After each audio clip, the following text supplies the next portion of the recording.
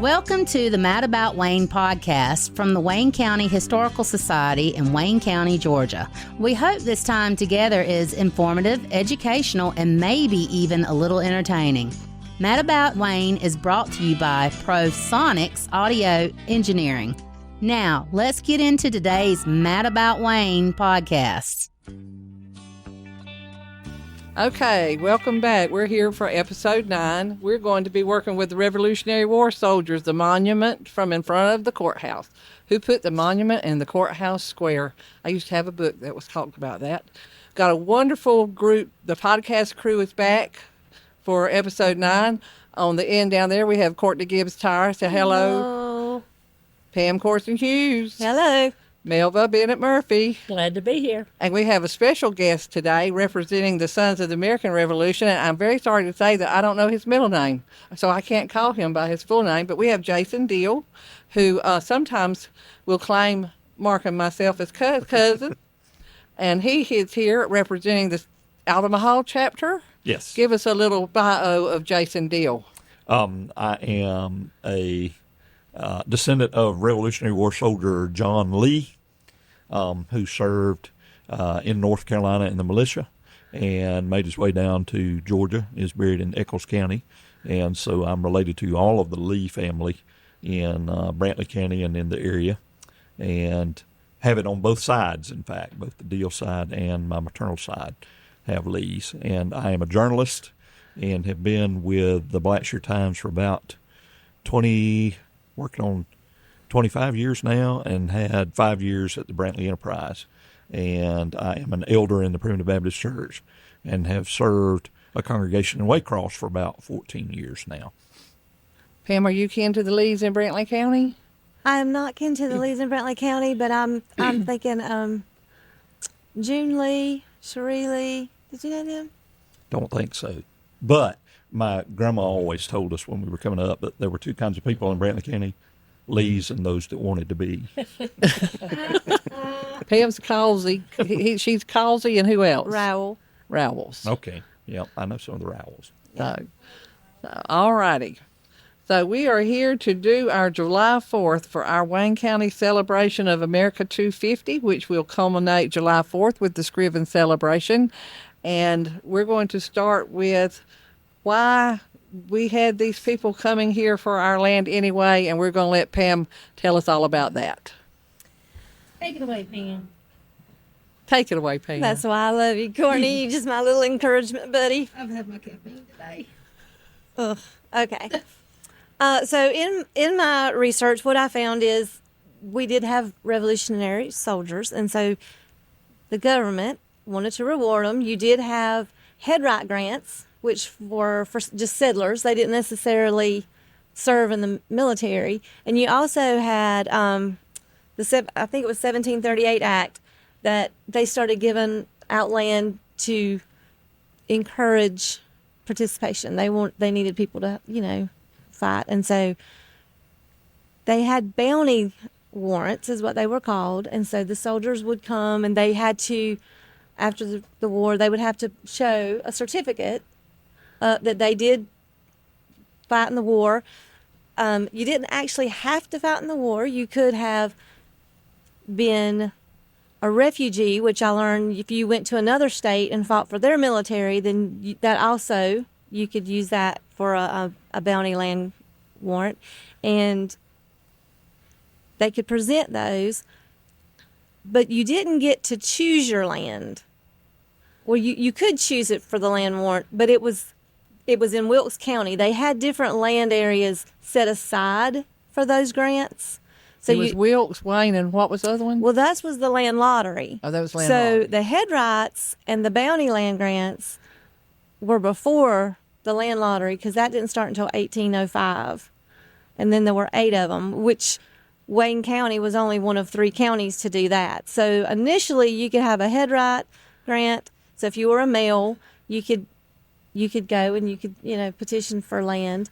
But you did have to, and you could go and you could select it. But then you had to pay for it to be surveyed. And when the survey went out, he had to do the little petition that, yes, nobody else has tried, nobody else owns this land, so it's free and clear. The problem with the Revolutionary Soldier, the bounty land grants, what I read is that while the soldiers could claim them, or even their widows could claim them, they still had to pay the surveying cost, and they still had to pay the court fees.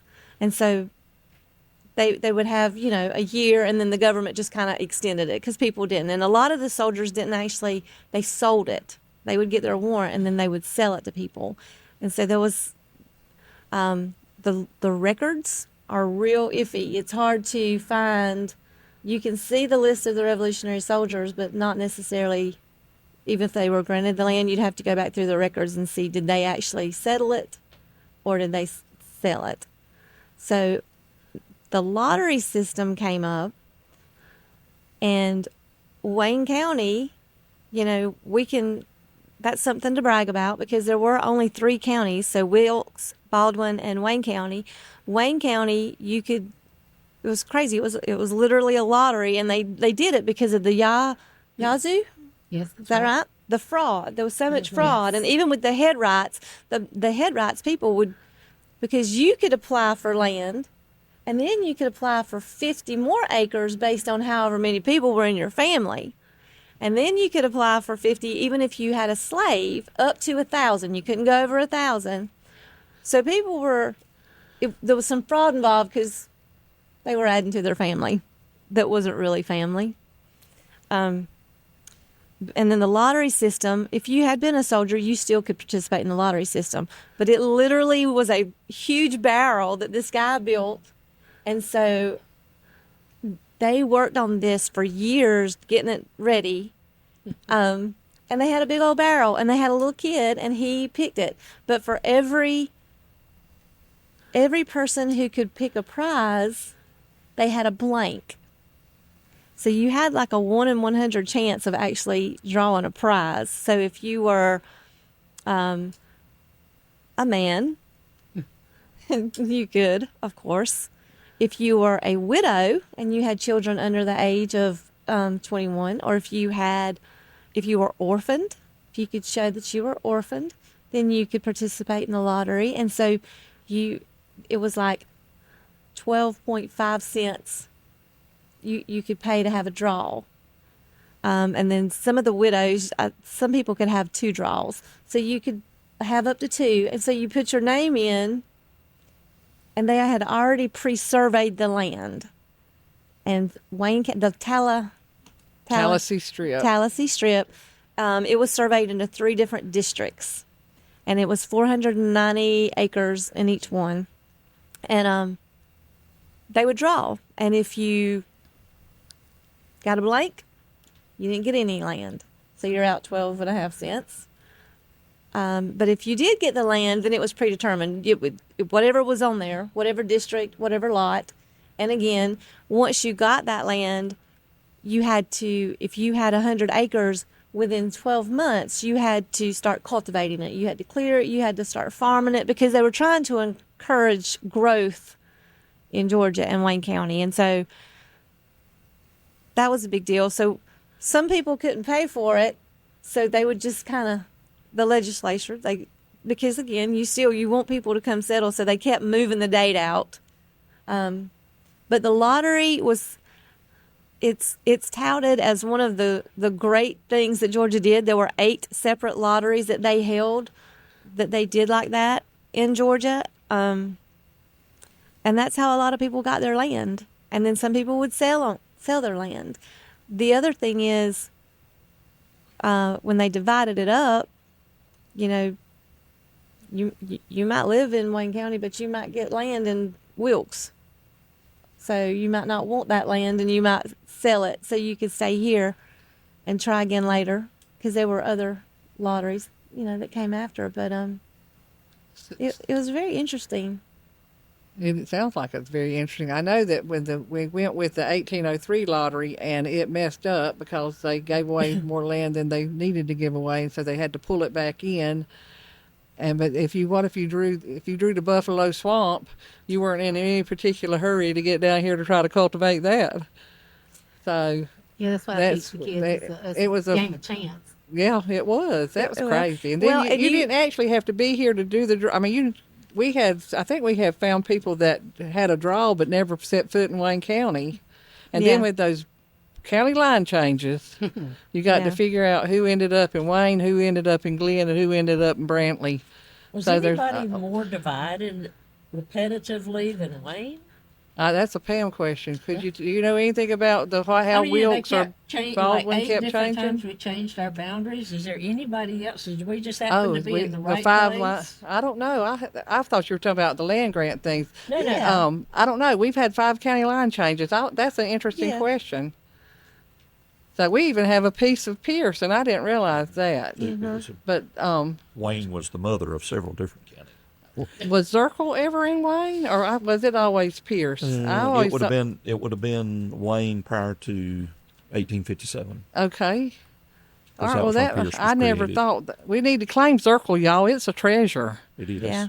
So And, anyway, this is something I've heard them tell me if I heard or read it right, or that tells me that when a lot of the people came down here, they had no idea that this was Wiregrass, Georgia, and it wasn't the kind of farmland that they were expecting, and that caused a little bit of disruption until they figured out how to get the lumber and use the river and turpentining. Well, that's why they would sell it. They didn't want. They'd sell their piece if they won it in the lottery, or even the soldiers if they had got that bounty. Then they would. Because they weren't. It Yeah. took a while before they could make any agriculture really sustainable, other than just, what you needed in your backyard. I've heard it referred to as the wilderness country. You can still find the maps. You can find the maps of the surveyors. They use chains. I thought that was interesting. That's how they would survey with. It was a 70 by 70, so the chain was 70 chains, and they would. That's how they would stretch it out. So now I thought, gosh, can you imagine in Wayne County, Georgia, with all the snakes, and you're out in the wilderness, and you don't know where you're going, and you're dragging trains, and you got men, they're counting them out, and just the sheer. I don't know what you Pioneering determination to go Get out her to this done. land, and Courtney and I are scared to go out because it's got to be the right time of weather. The hunters are out, we can't go then. The snakes are we get out, we can't shot. go then. that's why we need to look for Tuckersville in December. It's too swampy. We January. can't go out there. I mean, they were going through and had no idea what they were going to encounter, which is just amazing. to me. I never understood how they picked their starting point.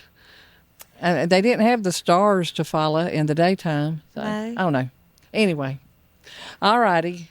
We're going to move on and start with our farthest back people in the Revolutionary time period. And we're going with the monument names from the courthouse square. And we're going to start with alphabetically. Can I just say I remember that dedication at the time? What dedication? What They year? dedicated the monument. What year was that? I was I wondering. don't remember what year it was, but I wasn't in middle school. I was in junior high, I think. I went with Mama, and Aunt Naomi Williamson was there because DAR and everybody.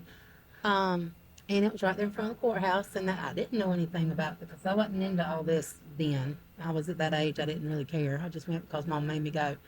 And she said, well, one of the people on there is yours. And I was like, okay, I'll take your word for it. But it was nice. I mean, there was a good little crowd, and they did pictures, and the DAR put their wreath up there and everything for it. But I thought it had been there longer than that, or either you're older than I think. And I'm going to go with that's the okay. former. Was that before or after me? That was after you. Okay. Yeah. All righty. Richard Bennett All with right. a bullet.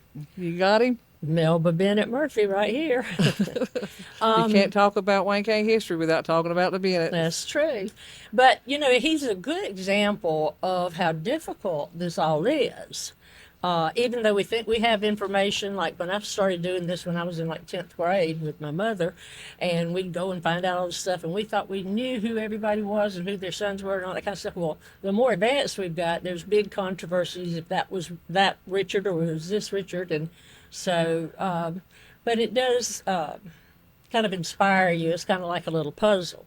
And so Richard Bennett, as is known came from Robeson County. That is also Bladen County.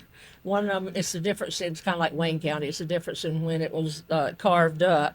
And there are probably at least half a dozen of the 23 that came from that area. And there was one thing that I read, and it wasn't in a place where it was singular. It wasn't in a place where there was a lot of other information.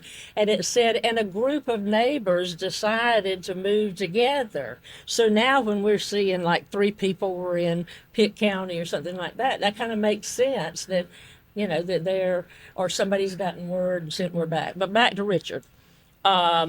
He was supposedly born in North Carolina, and before that they're tracing it back to the Isle of Wight in Virginia. And there's also, that's, you know, if you're looking up any family, there's a lot that come from there. It seemed to be a embarkation point.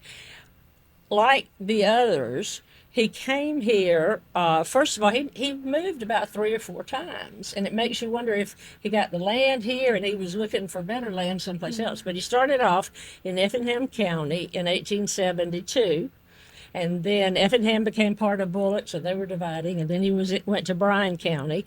And by the time he came here in 1819, it was where he settled was Appling County.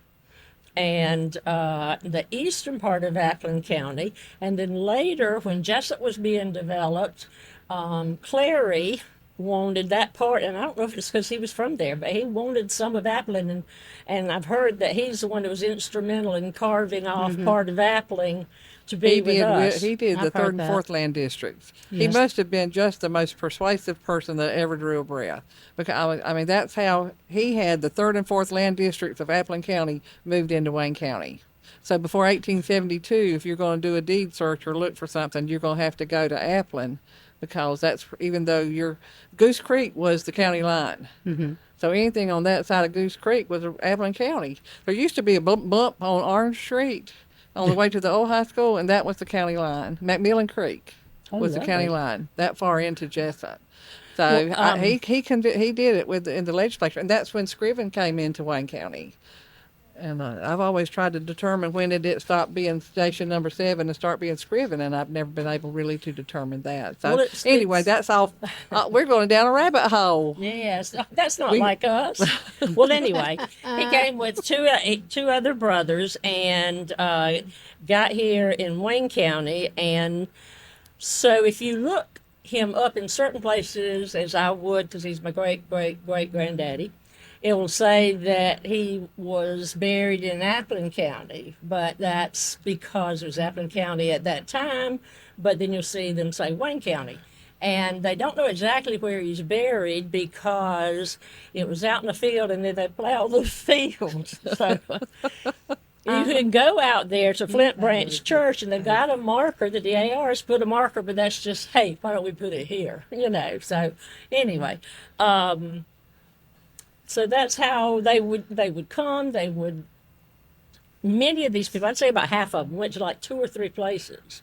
And they'd be there for about a year or so and then move. I would think it would be such a big ordeal to move. But and the thing is that they are, and I'll just repeat this because this is important to the way that I look at it. When we talk about these are our Revolutionary War soldiers from Wayne County, they were not in Wayne County at the time of the Revolution. Right. And I think when I did a little chart here, most people were from North Carolina. There was about 4 from South Carolina, and one who fought in Georgia, but it didn't say where. And the other thing that's very curious is to see who were the people that were here. Were there people who was already here and encouraging people? And Janet can speak to that. And where were the closest battles? Because we weren't really in the middle of anything. Savannah, particularly, and somewhere along the coast, like where Fort George is today, wasn't it? Yeah. All right, so Fort Morris was also another one. Right. Mm-hmm. So this is a good example of the journey that they took, and so who's next? Yeah, and he was one I told you during your meeting that was one of ours on the tire side. Right. One of the tires was Eliza Catherine Bennett. One of those tires. Yeah, one All of right. the tires. I'm glad you get the next one because you get to pronounce it. Sibbiah. Oh, she loves her. Sibbiah Earl Blair. She's my favorite. I've liked her for a long time. She's our female who is not exactly a uniformed soldier, but she provided some kind of service. I don't know if she darned socks or she grew rutabagas, but she did something to provide some kind of service. And her husband, William, was one of the Liberty Boys from St. George's Parish. Oh. And then she has a Stafford connection. Yeah. Her daughter married into the Staffords. Isn't that correct, Courtney? Right. Didn't we say Anyway, it was the, yeah. you know, before I gave her father-in-law. I had her husband being John, and that's really her father. William was her husband, so I have to get that straight. Sometimes I make mistakes, but we move right on through them. It's and very, she's very buried at the rare. Whitaker Hills, Harrison Cemetery at the end of Post Road at Georgia 32, which got very close to the fire, the Highway 82 fire, 2 or 3 weeks back. It needs to be mowed. It was about to be burned, but they got that stopped. Yeah.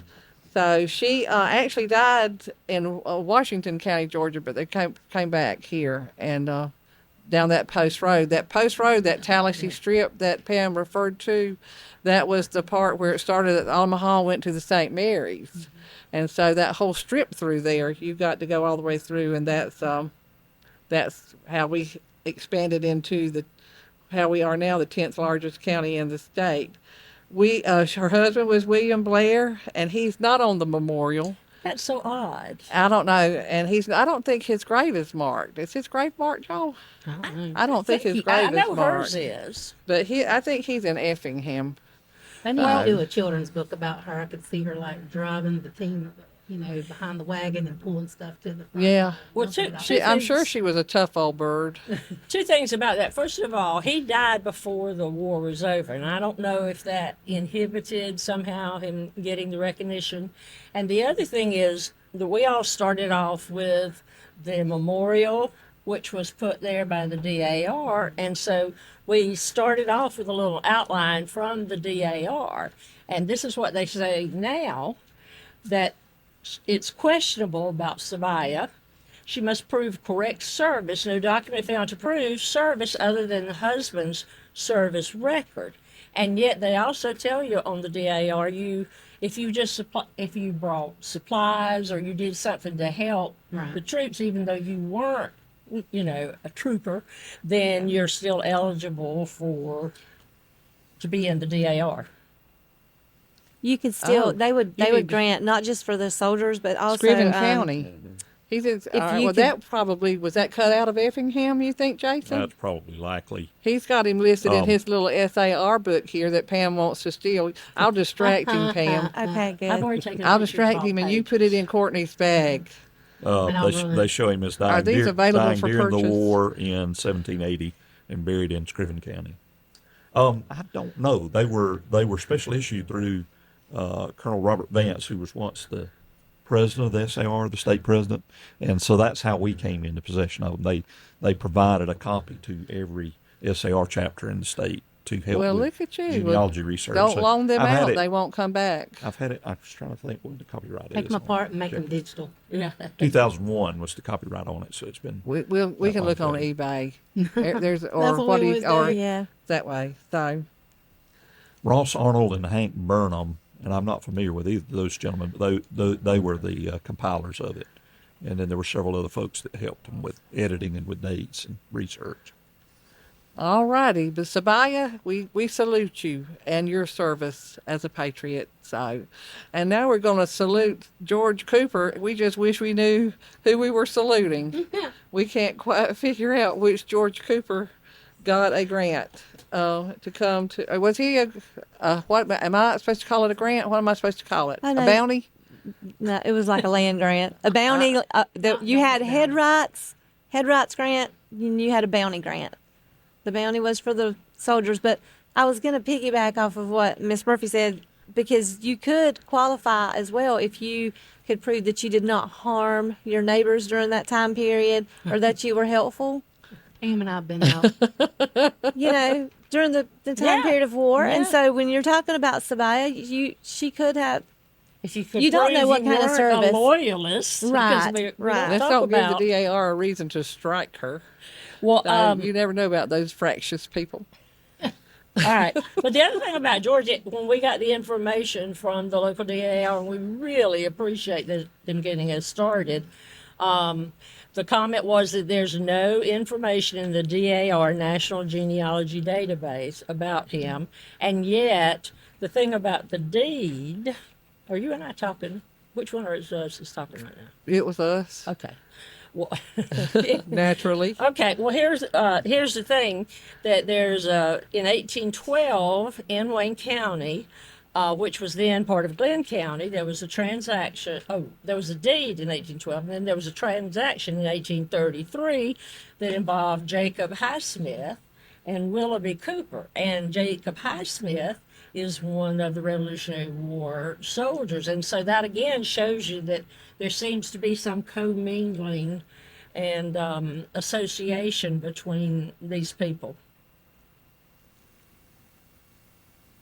You ready? And that was Jacob Highsmith is also one of our names on our monument. Yeah. That's what I was saying. And we know that I meant there to are say. descendants, direct descendants of Jacob Highsmith in the county, which is something that we can't say for most of these people, that we really can't say that there are descendants still here. They seem to move they didn't have any trouble with hoarding because they were always packing up a wagon to move. I don't know what I would think about that if I had to load up 10 children to go from one state to the other, but they seem to do it on the drop of a hat. So, George Cooper, we wish we knew who you were.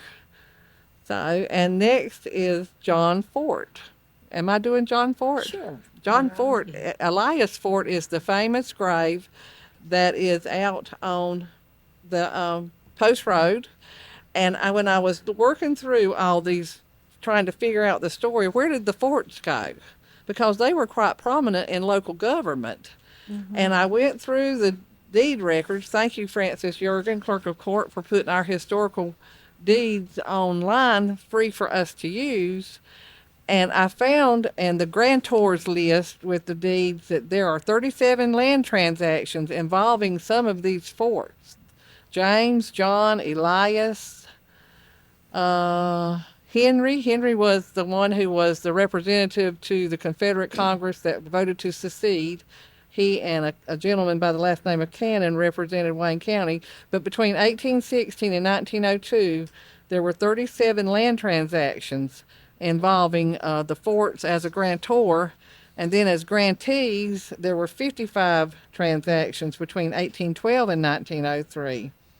And John and John Jr., these people are like the royals. They drive you crazy because they use the same names over and over and over, kind of like Richard Bennett. Right. How many Richard Bennetts are there in the world?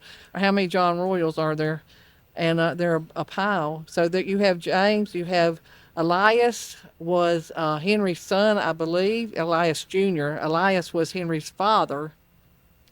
But I don't know what happened to Mrs. Elias. Why she isn't, that's a very nice marker out there with that wrought iron fence around it.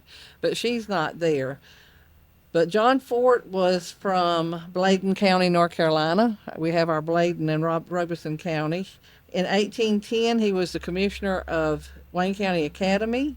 He married Mary Brown. He died in 1840 in Wayne County. He had a son, Henry, who married a Caroline. He had Gordon, who married a stripling, and that's a name that's known. And I had to make this note just because Jason is here today. She is buried, Julia Stripling Fort is buried at Little Flock Primitive Baptist Church in Tattnall County. Is that still floating around there? Or is that? I think it still is there. I'm not sure if it's still meeting or not.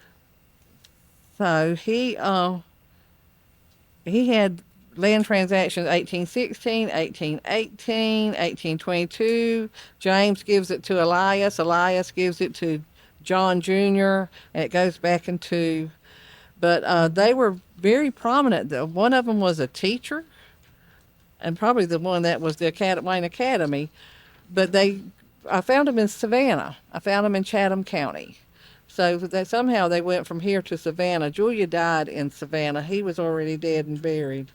But the forts didn't hang around, but they sure were a part of the early days of the county government and the county getting formed. And John was the soldier that got the bounty, the land grant, whatever we calling it today. All right, I'm handing it back to you with Thomas Fullwood. Well, I'm going to tell you something else about All right, that you probably knew, but I it probably said didn't that say it. John Fort died before the end of the war, whether in service or other causes. It's not evident, and that he was buried at Whitaker Hill Harrison Cemetery, which is also the resting place of. Sibbiah Earl Blair. There you go. I don't know where I'd have to go look for it. I want to take the lawnmower out there, or either some goats. I don't know which one would be easier. But as I have no access to goats, I'm going to go with the lawnmower. But we need to go. I wonder where he is. I've never looked for him. But I shall when it's not 97 degrees and 110 heat index. That's one of those. When we go to look for Tuckersville, we can also look for graves. So, okay. So Thomas Fullwood, he was a North Carolinian as well. He was a soldier and a private in Captain Shadrach Hall's company in North Carolina. Born in Onslow County, North Carolina, and he also lived in Tattnall County. And this time when I was going around and trying to process the information, there was like 5 that had lived in Tattnall, and that was the first time I'd heard of that, or there being that many people coming from another particular county. And the thing is, that we'll mention too, that sometimes it's evident, like this was obviously in the official army, but so many of these are in the militia. And the thing about militia, it would arise whenever people were in this area, and particularly defending the backcountry. And then they'd go home and, work in their fields or something and then come back. But nevertheless, you can't underestimate, especially when the British tried to come down. They only wanted Savannah and all, but they were going to, cause problems in the backcountry, trying to keep those people from coming and supporting in Savannah. So, who's Mr. Highsmith? All righty. Go ahead. Go ahead with Jacob. You just keep talking and I'll interject. Okay, all right. That works. Jacob Highsmith, he was from North Carolina and a soldier, and he was in the militia in North Carolina in Pitt County. And another person who also lived in Tattnall County. And he's buried in the Highsmith Cemetery in Brantley County. And so this would be a result of the land that we gave Brantley. Correct. It's all like a trading party. You give me some of your land and we'll give, So, and he was a senior, and Janet says that there's a lot of Highsmiths that can trace themselves back to this. And if anybody's listening and you are a descendant, we'd love for you to get in touch with us and give us some particulars. There was somebody I talked to in Scriven, and I'm sorry that it escapes my memory who it was, remembered going to the dedication ceremony. They did a dedication ceremony for him in 2014, put a new headstone in. Did you attend that? Yes, I was president, just taking over as president of the SAR, the Altamaha Chapter of the SAR when we marked that one. And it was one of his descendants lived down in Florida, was a member of the Florida SAR that instigated that, because the Veterans Administration would not provide a stone, so the family actually bought it and placed it, because we could not definitively say that he was buried at the Highsmith Cemetery. The will and the family records attest that he was buried on the property. I think the description was under an oak tree. And so they know based on the fact that his son is buried in this same cemetery, they or at least they believe that that Jacob is there too, but they don't know exactly where. They just didn't know which tree. Right. I mean, so but anyway, we had a very good turnout at that. And there was there was a Highsmith Avenue in Scriven before they changed it to Odom Scriven, and that's where Leon Highsmith. He was a former mayor of Scriven, so that was some of that family that went to that 2014 thing, and saw that. Randy Highsmith was the grandson that did that. And the Highsmith Cemetery is right next door to the Waynesville Baptist Church. Oh, is that right? Randy Wainwright. Say that Where 3 Randy times Wainwright fast. is. Yeah, he's the pastor there. That's right. So, yes, Knew it is. all of the Wainwrights. They're very good folks. And Spencer is a fine cake baker. Yes. So there's a little plug there. All right, Mark, we're at And 35 one of minutes, them so married we into shall the Lee take family. a break and hear from our sponsor. The Mad About Wayne podcast from the Wayne County Historical Society in Wayne County, Georgia, is brought to you by ProSonics Audio Engineering. From radio and podcast production to the recovery, restoration, and enhancement of tape recordings, video soundtracks, and phone recordings, ProSonics Audio Engineering is your go-to for all things audio. For more information, call or text 912-297-9911 or email prosonics@icloud.com. ProSonics, the science of sound. Okay, and we're back from our break, and I have been corrected, and I have to tell you that I am Janet Royal, back here again in the wonderful studio at WIFO WLOP. Thank you so much, Butch Hubbard, Jesup Broadcasting, for allowing us to use your facility to do our podcast that we are very proud of, and we're getting very good feedback on. And from let's our give local a community. shout out to our engineer and technical specialist. Our Here, here. podcast engineer. And he just happens to have Mark a great lineage, Toodle. and that would be what? We talked about that, but that we're first generation. Y'all are sitting here with all these pages of family trees, and here we see it we're first generation Wayne County. So, but we're proud of y'all, and we appreciate Well, I everything think y'all brought to the it's world. more, to be complimented that you care about someplace. Well, I inherited it. Yes. I yes, inherited know. it from Malvia. All right, so So- now we got, and the interesting thing, let me go ahead and say this is an ongoing little ribbon through all this discussion is you go down there, there's 23 names, and now some of them have been tossed out by the national DAR, and then we occasionally find somebody, why weren't you in there too? And I'm sure that's the way it is with anything that we live, we learn, and we find out more things. Anyway, all right, so William Kelly, the note says there's no information on the DAR National Genealogy Database, but there in the names of Revolutionary soldiers who drew land in the lottery of 1827, there are some William Kellys, especially from Monroe County or Hall County. Now, how about you? Do you know something about Mr. Kelly? What we show in the record in the book is that he served as a private in Captain Davis's company of the 10th Regiment of the North Carolina Continental Line.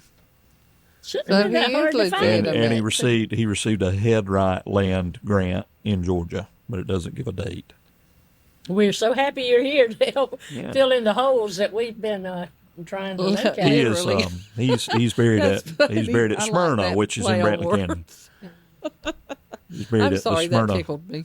Smyrna Primitive Baptist Church Cemetery in Brantley County, which is down below downtown Littleton. Smyrna, is that the Miss Puckett's? What was Miss? Yes, That's Miss yes, Puckett's that was where church. all Okay. of Martha Mazzell Puckett's family were members there.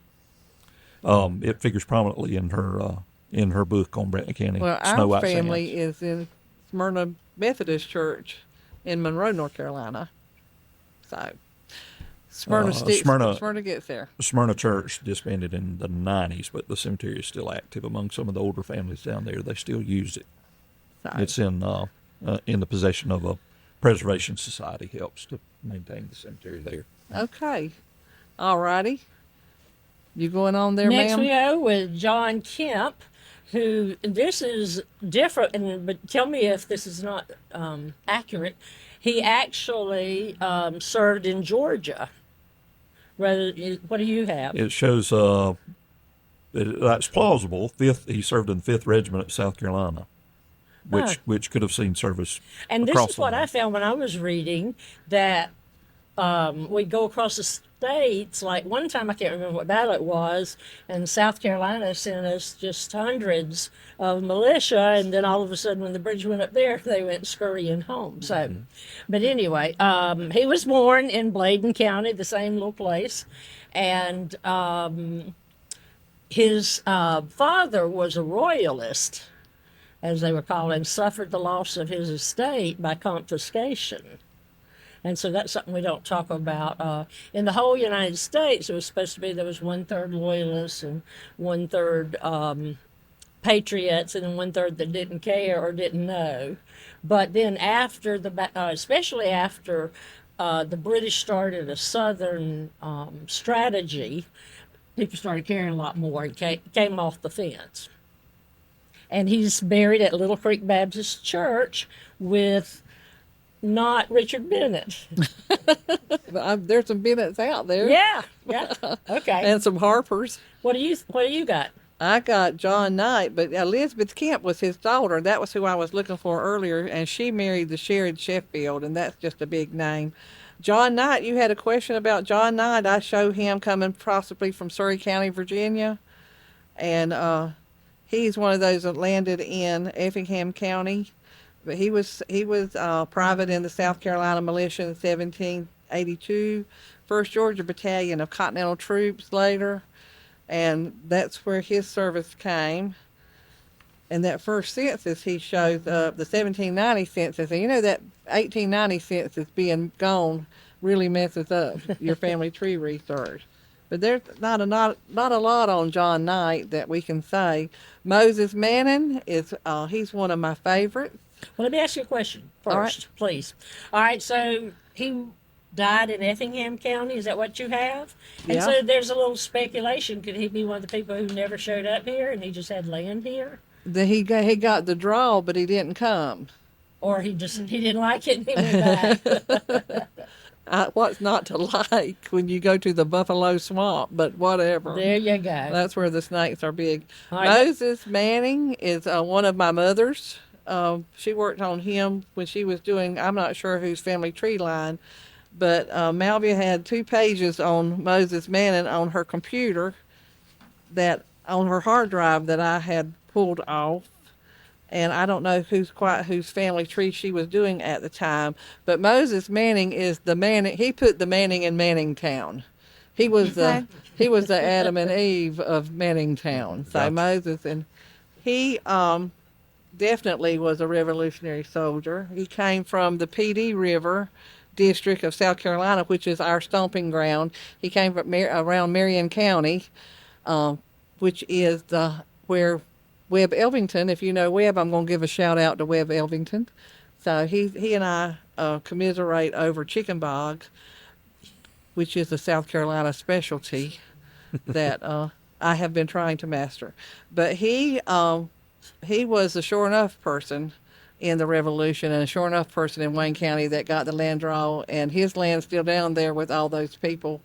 And she worked. I remember Mama working with Annis, A-N-N-I-S. Annis Manning married Frances Harrison, and there was some kind of something that went on with her, but that doesn't have anything to do with Moses. He had a child named Melchizedek. Is that Old Testament? Mm-hmm. Yeah. That is Old Testament. I don't know Chief why you priest. would do somebody named him. I bet they had a hard time putting that on his tombstone. It would be a lot of chiseling. It would. So, anyway, Moses was very well known in the world, and he supposedly, and I got to work on this, folks Huxford says that he was a part of the plantation indigo. Well, I had that. And I well, don't of course, think I got it that's, from folks. Yeah, I don't know that that's correct. I thought indigo, and I don't know that it's not correct. I can't say either way definitively, but I thought that was an inner area for one of the St. Simon's plantations. That was where they came during mosquito season. One of maybe the Kings or the Pages. I'm not sure. Well, but I'm you not- know, this says that he moved to Glenn County in 1800 and settled on a plantation which was named Indigo. So that might be. Well, I have a map of that shows part of the, and I have to go look for it, so don't ask for me right now. But it shows it straight up Post Road. It would be in Brantley County today. the indigo Okay. that I've seen. And I want to think that somebody in this crowd has a Mumford connection to Brantley County. So, but this part, his land grant is essentially Mannintown, which had to evacuate or get rid. Actually, they did evacuate with the '82 fire, and so all that would have been cleared out. But I told Spencer Wainwright Schumann is my chocolate cake baker. So when she had to evacuate, I said, Spencer, take your cake pins. So I'm not sure that she did, but whatever. But Moses hung around and made a difference, and all the streets are there. They got Spradley names and that kind of thing, but they're still there just the same. All right, Courtney Lou, we on James Middleton. Okay, so this is the only one on my mother's side. And this is through, I guess you want to say, he came from North Carolina. Well, it says birth in South Carolina. His grandfather was the one that had it was what's called the Rocks now I don't think that's South Carolina. I think that's North. It was the Rocks Plantation, and somehow it was before it became the Rocks Plantation. Anyway, he wasn't good with his money, and he had to sell it off to pay debts, and so James's grandfather and father ended up coming this way, and James ended up coming to Sunbury. How do you say that? Sunbury. Sorry. Ended up in that area, and he ended up actually doing pretty good as far as having land. He moved around. He was in McIntosh and in Camden. I'm sure they were different counties at the time. I'm not sure what parish it would be in or whatever. But there's records of James Middleton in Camden County, and in the lady that came, the older African American lady that came and spoke to the Historical Society from Brantley. Yes. Yeah. That's Pam. She had she knew the Miss Middletons. Lily. Yes. Miss Lily. She knew the Middletons, and that was off of James Middleton's crew as well. And Which line of your mother's is this? This goes up through Meemaw. The Middletons married in with the Halls and the Lees. Okay. His grandchild, I think, was Graham Middleton. The Middleton Cemetery, ours, not James Middleton. We don't know for sure where James is. Okay. He died somewhere in Wayne County, but we don't know where. What? Well, because What did it say it? you're talking about Brantley, the Middletons still have a lot of land Right. down there on Ballfield Road. Is beautiful, and so Those are some of his descendants. probably so. Yeah. And there's the old Hortense Church down there on that road. They donated that land for the cemetery. So he could, because that was technically, I guess, Wayne County at the time, probably. Right. So he could Correct. very well be somewhere around there. But I know his son and grandson are at Graham Cemetery. Well, it's not Graham Cemetery. It's off of is it US 15? I think is what it is. It comes out of No, Baxley. 15 turns right in Baxley. That's going to be 341 goes through 341. Graham. Yeah, it goes through Graham. But it might Yeah, be but no. It turns. This is off to the left it's off that side. Yeah, that's where the Middleton. It's on somebody like their last name is John. It's on their property off of US 15. I don't. But anyway, that's where I came in contact with Okay. his name. But he is the one that Mama, when I went to the dedication, was like, "This is your person," and I'm like, "Okay, I didn't know about the other two yet." There you go. But yeah, so the Middletons, he even had, I think he had some family that went into Long County. That's where a lot of, like Reggie Burgess and some of them, this is their Middleton line as well. Okay. He was just instrumental in doing a lot with the land around here and trying to cultivate, from what I gathered from it. I think you said April Drury can trace herself back to him as well. So if you go through between Ludowici and, is it Tibbet? Tibet? Tibbet. Yeah. That's Middleton Memorial Church. Right. So that's his family. Okay. That's his people. His brother, I'm going to say, or his son, I can't remember which, built the little white house right there on the curve that's still standing today when you on the way to that church. But like you said, I think about that man, James. He's one of the people I think about coming to this area and not knowing anything about it and just not having the conveniences like Pam and I would like to have when we search for things out in the wide open. But for them to build these things, and that he did a lot. And I think that makes a good point for what Melba is talking about with them. They were doing research the old-fashioned way, like my mother did it. Right. We traveled. We talked to people on the side of the road. We went to cemeteries. She didn't have Ancestry.com until she was probably 80 years My old. mother, what she could have done. That's I know, Mama. right? And she That and transcribed. She transcribed the census. And that's the stuff that's in the special collections room with her handwriting, that she handwrote Right. all that stuff. But we would have not had, I remember pulling over and I don't know if we were in Chesterfield County or where we were, but some woman was sweeping her yard. She was sweeping her yard. Oh, yeah, I remember. And she talked to Mama about whoever Mama was looking for at the time. But that was how, people say, how do you go to the cemetery? I grew up in a cemetery. I didn't know it was unusual. Oh, I love it. But even on Sundays, when you can't go fishing, my granny always said, you can't go fishing on Sundays.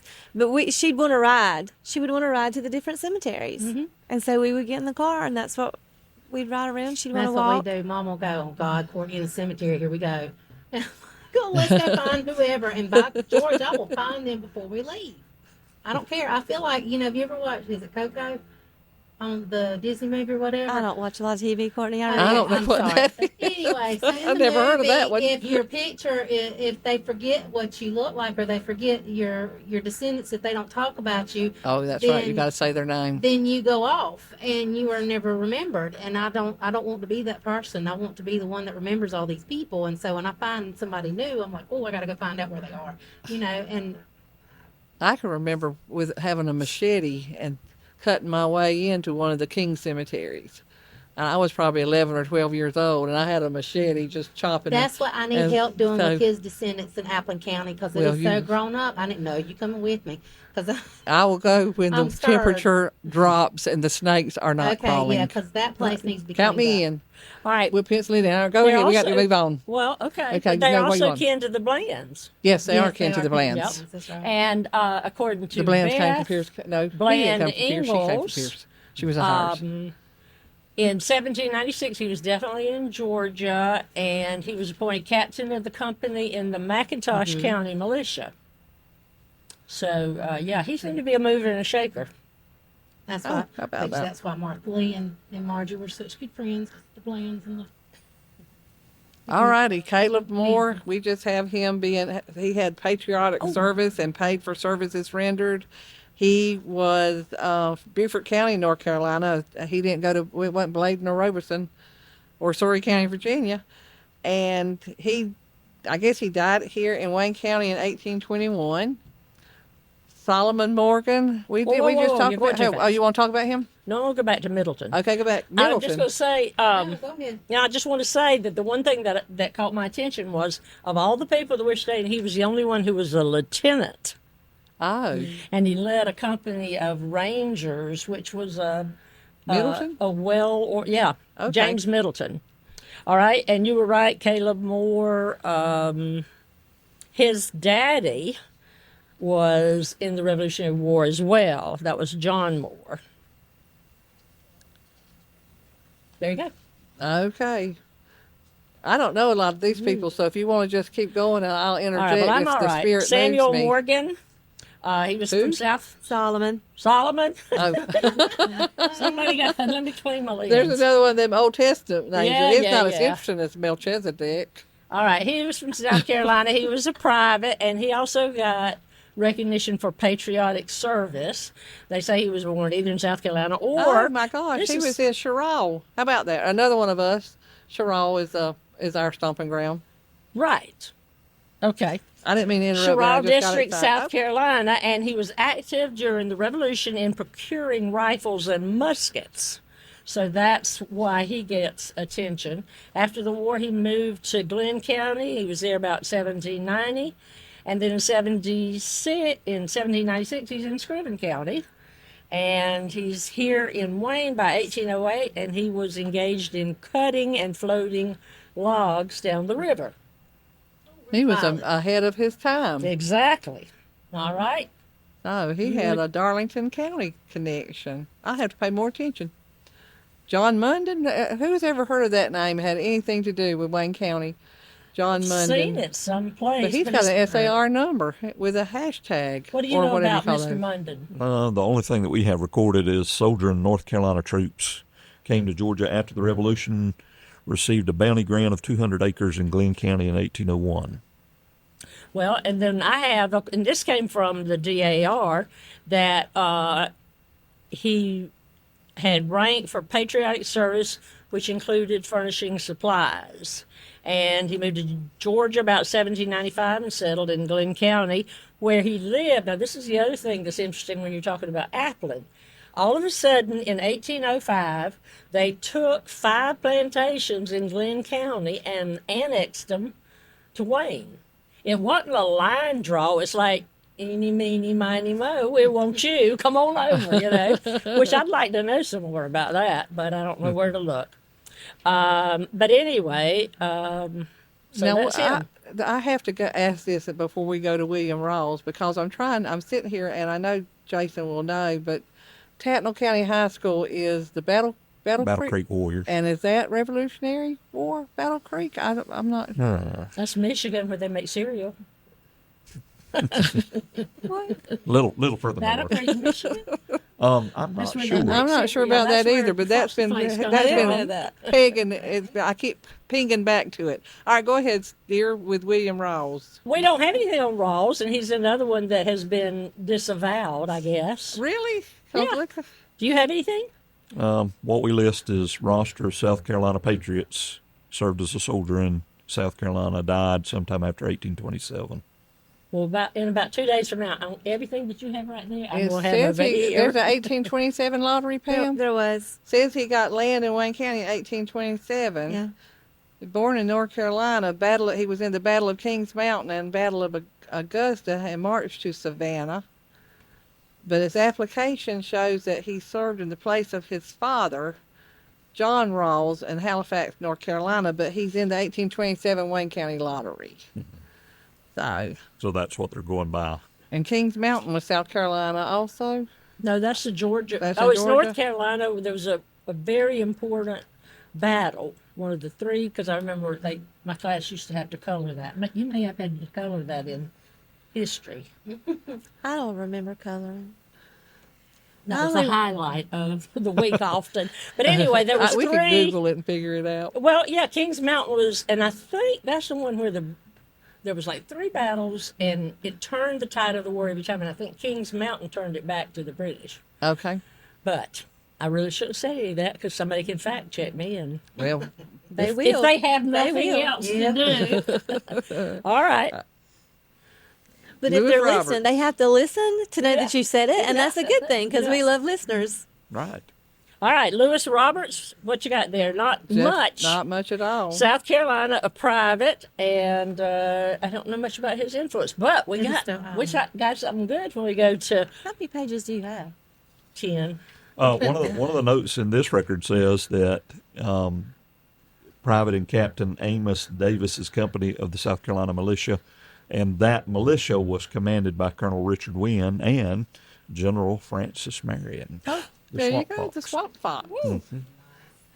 Marion County, North Carolina. There's another Webb. Hello, Webb. I have to tell Webb, but he actually lived in Nichols. He didn't live in Marion, but that's another story. So a story Mel for another Gibson, time. huh? Yeah. What can I should've tell said you? that name. All righty. All right. A Robeson. Okay, so Robeson, that we now know of as Robinson, it says in the last 75 years that almost everybody has accepted that last name. He was a private in South Carolina militia, and he was known also for his patriotic service, and I think I got this from Volks Huxford, that he was a prisoner, and we've not heard of anybody. Okay, tell me about that. We did have that as record. It says captured during the siege of Charleston and was held as prisoner of war for 392 days Wow. during 1780 and 1781 before the end of the war. Very good, very good. It said he was born in Robeson County. See what I'm talking about? They just had a big old truck and loaded up. Kind of like wagon trains, that's it. He was born of English parents, so he was first generation. Later moved from North Carolina to South Carolina. And here's the good thing. here's the meaningful thing to me. He had 2 wives. The second one was Margaret Gibson Hops, who was the widow of Richard Hops, and those are some of my relatives, and like the Millikins, they're kin to that strain. The Gibson, is that a Brantley name also? I remember Miss Hazel Overstreet always talking about Grandpa Gibson. I didn't know if that was Brantley or there's a Charlton. number of Gibsons down on the Waynesville. Well, one of the Gibson had the land in South Carolina upon which Francis Marion trained. All righty. There you go.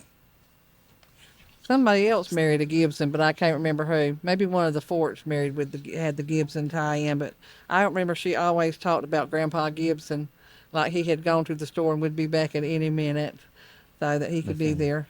So anyway, and they're related to you. Yes. There you go. And I'm sure they're proud. All right. I bet they are. West Sheffield, Soldier, Georgia. We can gain a little time there. And what do you have up there? Sheffield. South Carolina line, served on the South Carolina line, drew land in the land lottery in 1827. Died September the 22nd, 1830. Well, it says, I see whoever, he was in the Wayne County census in 1820 and 1830. And you know, those early censuses were just not as full of good information as the later ones when they started enumerating everybody in there. So with the early census, they just had them by category, you know. Children, 0, I hate 0. We don't have anybody who's a 0. We have newborn to 6 months, but we don't have 0 to 6 months because you can't be a 0. So newborn to 1 maybe, and then they have a dash. They tallied. Mm-hmm. And so you just, unless you have a Bible, you can pick up here, yeah. besides the Revolution. I know, really, we're so informative. All right, let's go to Charles Smith because he's worthy of our attention. He was a private in South Carolina, served in Barnett's Company D, Hampton's Regiment, Sumter's Brigade, in South Carolina militia. They had it all broken down, didn't they? He was born in Craven County, South Carolina, the Edgefield District, at Chirrah's Nest. There you go, Miss Ward. Chirrah. Yeah.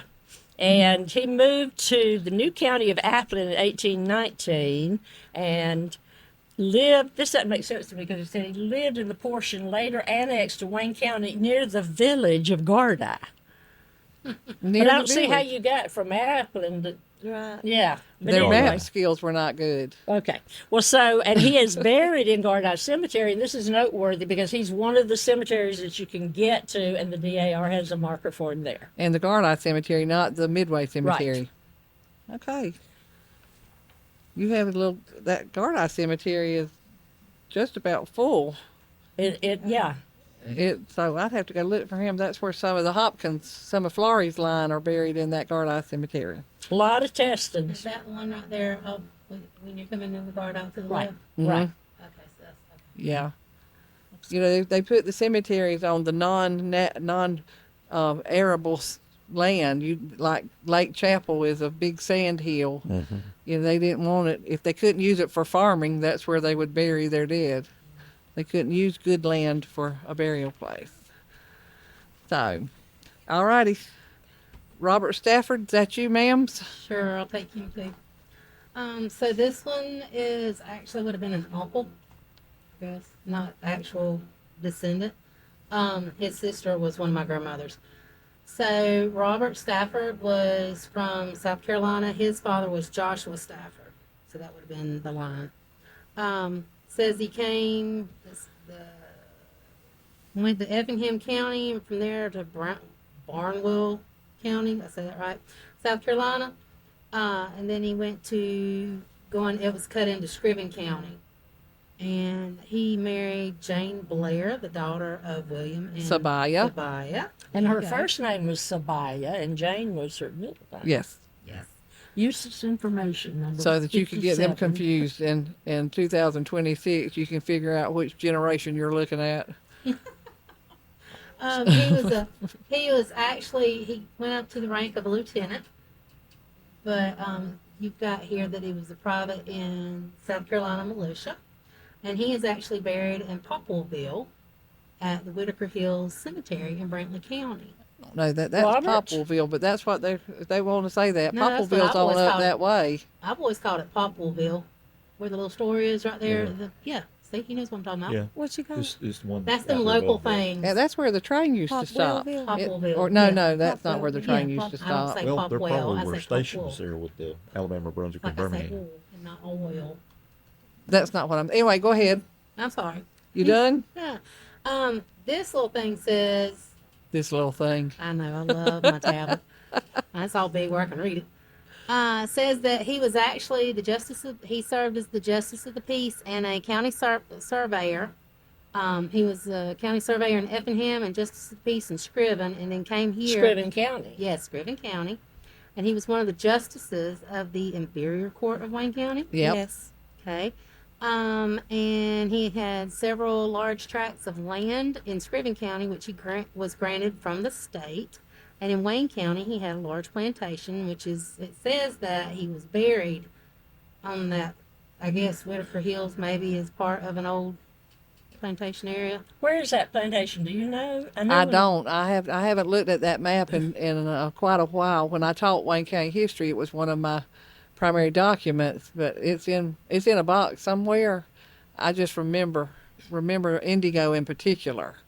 So I'd have to make some time to look for that so It that we says can in the figure that out. Revolutionary War, he was a private in the South Carolina militia and also furnished supplies. So maybe that's where, maybe he got it from his mother-in-law, or maybe his mother-in-law got it from him. What do you have there? Do you have anything Help else? him furnish It's- some supplies. the listing here is not real detailed. Okay. She has a lot more than what we have. But yes, he is of the Surrency tire line. So all them Surrencies over there, if you're listening out to Madras Springs and Oglethorpe, these are your people. These are your people. Salute.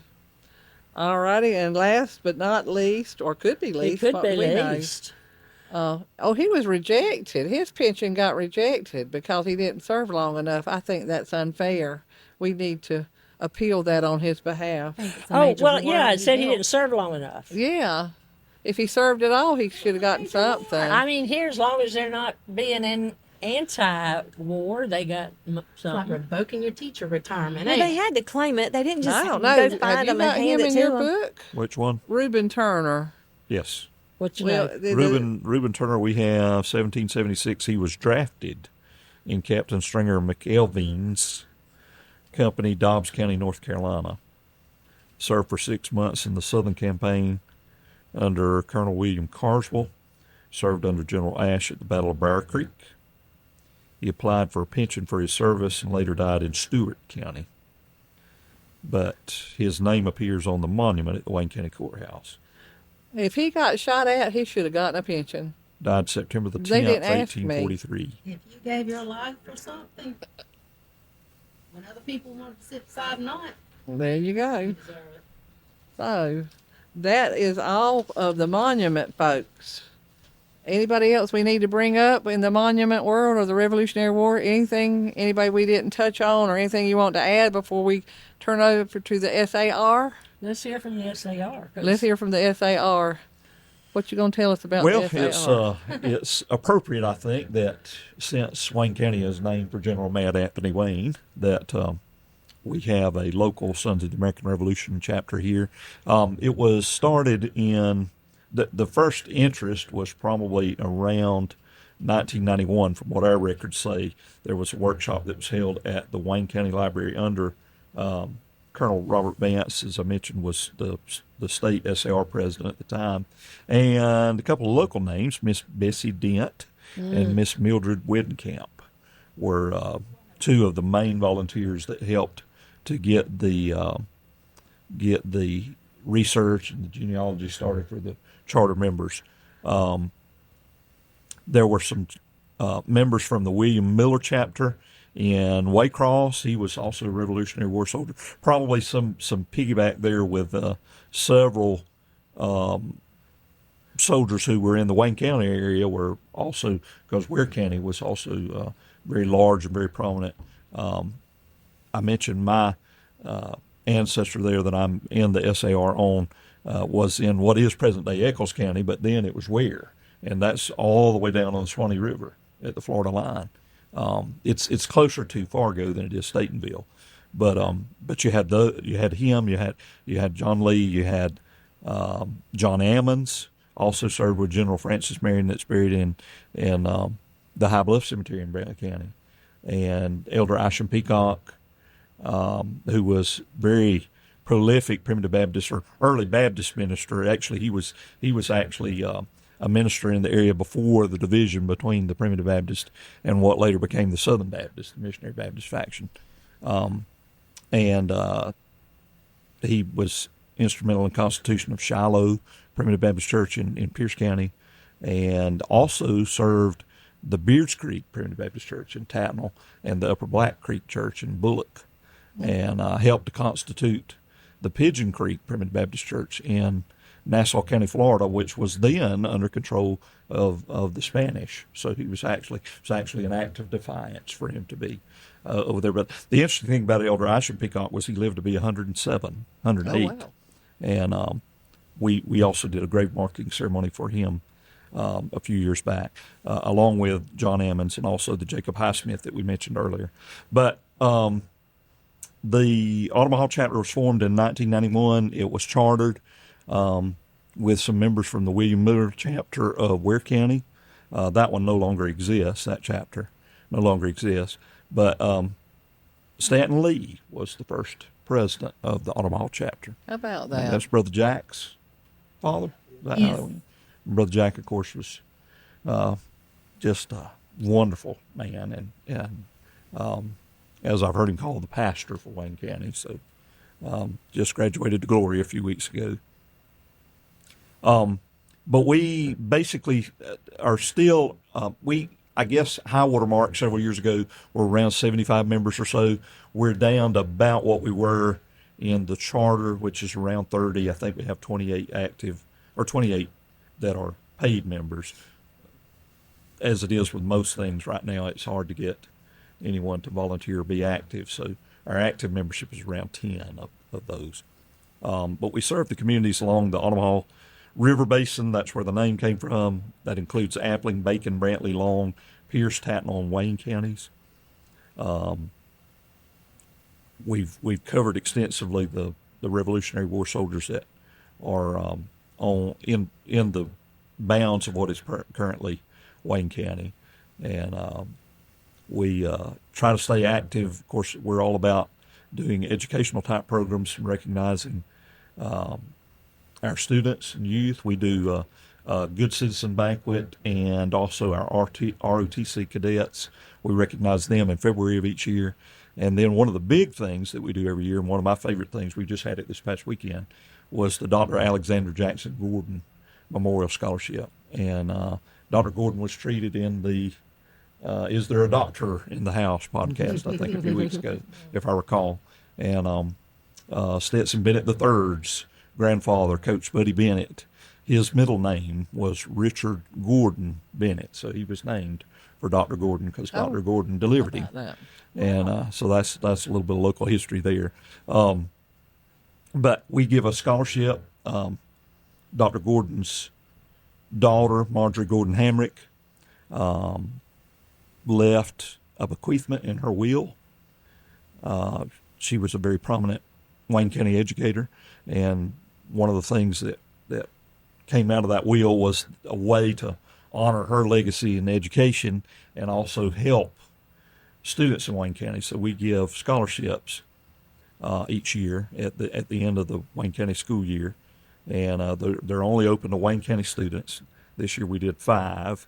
Over the years since its inception, that was created in 2009, and since its inception we've given a total of 141 scholarships totaling $279,000 over that time.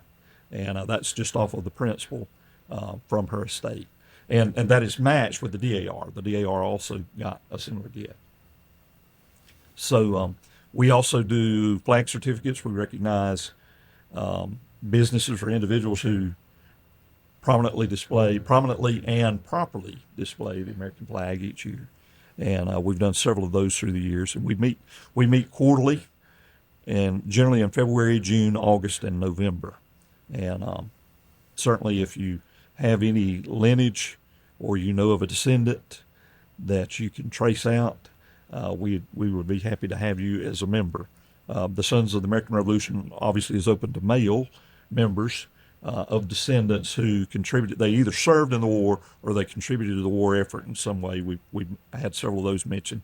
They did firearms or they did food or material for the Revolutionary War, the Army. And then, of course, the DAR chapter locally would be for female descendants. So if you had somebody that didn't know, could they contact you guys and y'all? Yes, in fact, would we help? encourage you to do that. We have an application worksheet that we can work through that and try to determine if you have a descendant that we can trace back.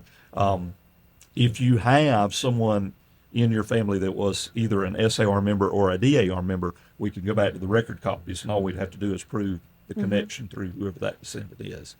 Okay. And that would get you in. And do you have like a website that they can go to contact you? We have a link on ours. It's gassar.org. That's Georgia Society of the Sons of the American Revolution. And I really think it's really important, and I just want, I encourage everybody, and I'm encouraging people listening, to join these groups, whether, DAR for female or SAR for males, because Mama even said the other day, we were talking about, we had just gone to the DC trip, my son and I did, and somebody was like, why, and I said, because it's history. Right. You need to know your history. And like you said, you only have, 10 active members right now?